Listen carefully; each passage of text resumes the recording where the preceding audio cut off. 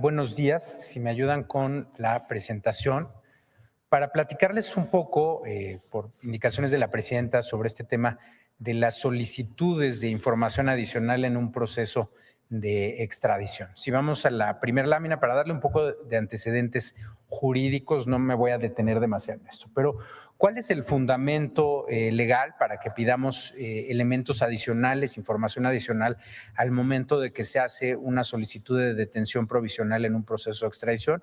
Está en el artículo 12 del tratado la posibilidad de pedir pruebas. Ese tratado obviamente pues se tiene que analizar de manera integral y va de la mano del artículo 11 que habla de la detención provisional. ¿Cuál es la conclusión jurídica? Que el artículo 11 y 12, al ir de la mano, pues permiten a los gobiernos pedir en cualquier momento del proceso, que tiene varias fases, mayor información sobre las solicitudes de extradición. Si vamos a la siguiente lámina. El artículo 9 del tratado, que también es muy importante, habla sobre las solicitudes de extradición que tienen que ver con nacionales del país requerido. Es decir, en este caso, de mexicanos que son requeridos por el gobierno de Estados Unidos. ¿Qué dice el tratado? Que ninguno de los estados está obligado a entregar a sus nacionales en un proceso de extradición, sino que es una facultad discrecional. ¿Cuál es la valoración jurídica que hemos tenido a lo largo de los años de esto? Bueno, que quiere decir que nosotros tenemos la obligación de hacer una verificación exhaustiva de todos los elementos y argumentos de las solicitudes previo a entregar un nacional mexicano. Si vamos a la siguiente lámina, por favor. Hay un artículo muy importante también de la ley de extradición que se armoniza obviamente con el tratado bilateral de extradición, y el artículo 17 de la ley lo que dice es que cuando se soliciten medidas precautorias como una detención provisional, se tiene que acreditar dos elementos en la petición que se haga. Uno, la expresión del delito por el cual se solicita la extradición, y número dos, la manifestación de existir una orden de aprehensión. El análisis que nosotros hemos hecho y que se comparte por la práctica entre los dos países es que la expresión del delito tiene que ser suficientemente clara y precisa para que, en nuestro caso, la Secretaría de Relaciones Exteriores evalúe su fundamento y remita de esa forma a la Fiscalía General de la República, quien a su vez remite al juez de distrito. Naturalmente que si hay una solicitud o una expresión del delito que es demasiado vaga o genérica, podemos o tenemos más bien la obligación de solicitar mayor información previo a proceder. Si vamos a la siguiente lámina. ¿Cuál es la práctica bilateral? Que ya lo he mencionado un poco. ¿Cuál es el estándar que hemos aplicado los dos países? Bueno, en el caso de Estados Unidos, cuando hay delitos complejos, como es el caso de corrupción, de desaparición forzada, las autoridades estadounidenses nos solicitan sistemáticamente información complementaria, estableciendo un alto estándar de revisión, incluso para proceder sobre la solicitud de detención provisional. Esta es la práctica que hemos seguido ambos países, y ahora lo verán un poco en los números, que es la siguiente lámina. Del 1 de enero de 2018 al 13 de mayo de 2026, México ha solicitado 269 casos de extradición a Estados Unidos. No ha sido entregado hasta el momento ninguno. 36 ya fueron negados, 233 permanecen pendientes de concluir. De los requerimientos pendientes, 183 corresponden a solicitudes formales de extradición, es decir, se están tramitando ya incluso ante las autoridades judiciales, ante los jueces. Los 50 restantes corresponden a solicitudes de detención provisional con fines de extradición. Muy importante aquí decirles, 3 ya han sido negadas, pero en 47 de las 50 solicitudes de detención provisional que hemos hecho, el gobierno de Estados Unidos nos ha solicitado presentar información adicional. Es decir, es una práctica común entre los dos países que se requieran elementos adicionales. No es algo que nunca haya ocurrido o que esté fuera del tratado, como han sugerido algunas personas en la prensa mexicana. Si vamos a la siguiente lámina, nada más muy brevemente, algunos casos también para que ustedes pues tengan una idea cuándo se han aplicado estos criterios. Francisco Javier N., caso Tamaulipas. Hay varios delitos: uso ilegal de atribuciones y facultades, delincuencia organizada y operaciones con recursos de procedencia ilícita. ¿Qué sucedió con nuestra solicitud de detención provisional? Se solicitó información adicional. Después se nos solicitó presentar una solicitud formal. Víctor Manuel N., una persona pues que está acusada de un tema relacionado con factureras, delincuencia organizada también, se negó por no ser un delito violento, para que pues ustedes sepan que también es incluso normal que una solicitud de detención provisional se niegue y se requiera al Estado requiriente presentar una solicitud formal.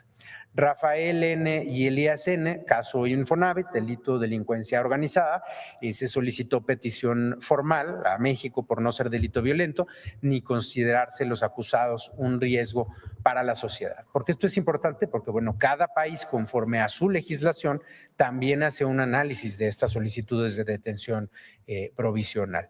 No es un análisis literal del tratado como si existiera en el vacío legal, como han sugerido algunas personas. Pueden incluso ver ahí las fechas de pues cuánto tiempo llevamos con cada uno de estos casos.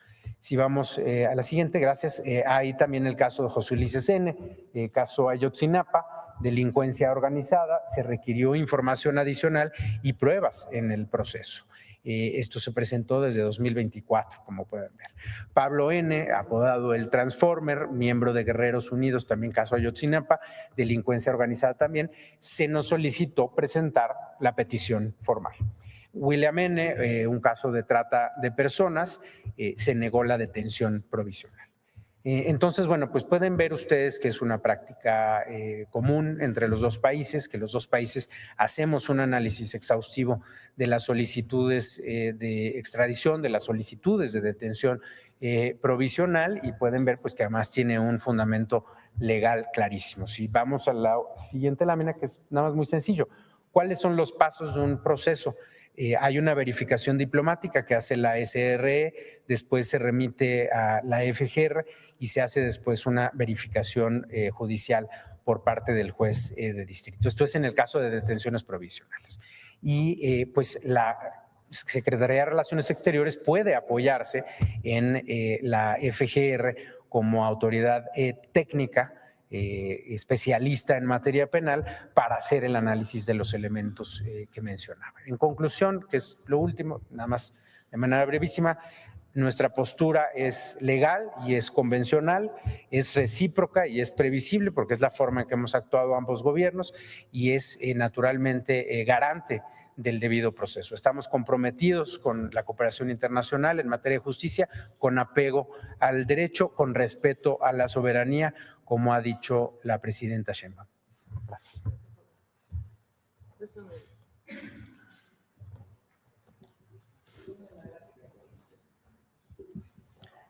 Bueno, como resumen, dos temas. Nada más, infraestructura hospitalaria. No estamos hablando de primer nivel. Primer nivel son los centros de salud, las unidades de medicina familiar. Solamente de hospitales de segundo y tercer nivel. Durante la época de Calderón se construyeron 5,308 camas, 3,906 en el periodo de Peña. Y con todo y pandemia del COVID, el presidente López Obrador construyó 7,404 camas. A todos los que dicen que el IMSS Bienestar no tiene sustento o que no hubo atención a la salud o que era mejor el Seguro Popular. Se construyeron más camas en el periodo del presidente López Obrador que en los dos sexenios anteriores, con todo y pandemia del COVID. Y nosotros este año vamos a llegar a 99,469 camas, o sea, casi 3,000 camas más. Y vamos a cerrar el sexenio con 9,139 camas adicionales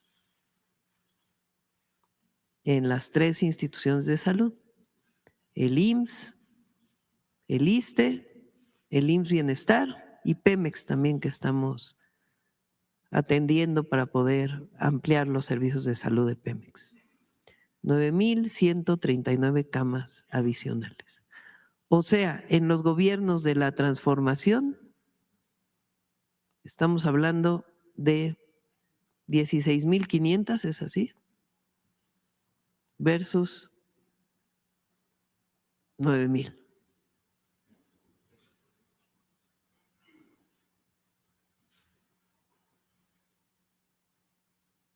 Digo,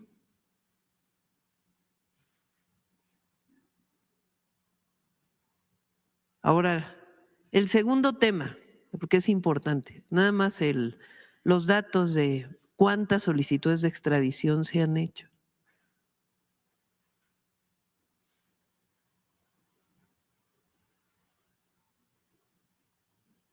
Se formularon 269 requerimientos de extradición de enero del 2018 al 13 de mayo del 2026 a Estados Unidos. 269 requerimientos de extradición. ¿Cuántos se han entregado a México? Ninguno.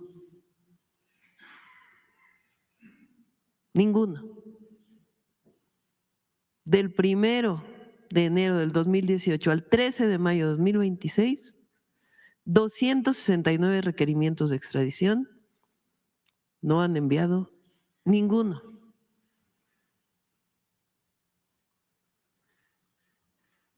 Porque la relación es recíproca. Hay casos gravísimos para México, factureros, exgobernadores, acusados de delincuencia organizada.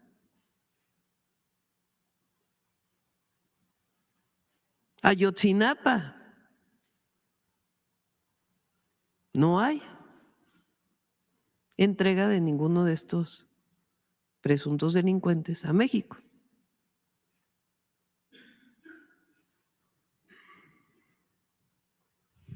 Es decir, ¿qué pide siempre México? Por lo menos nosotros, reciprocidad. ¿Por qué no han entregado a ninguno? Si son casos relevantes. Si hay reciprocidad. Nada más como información.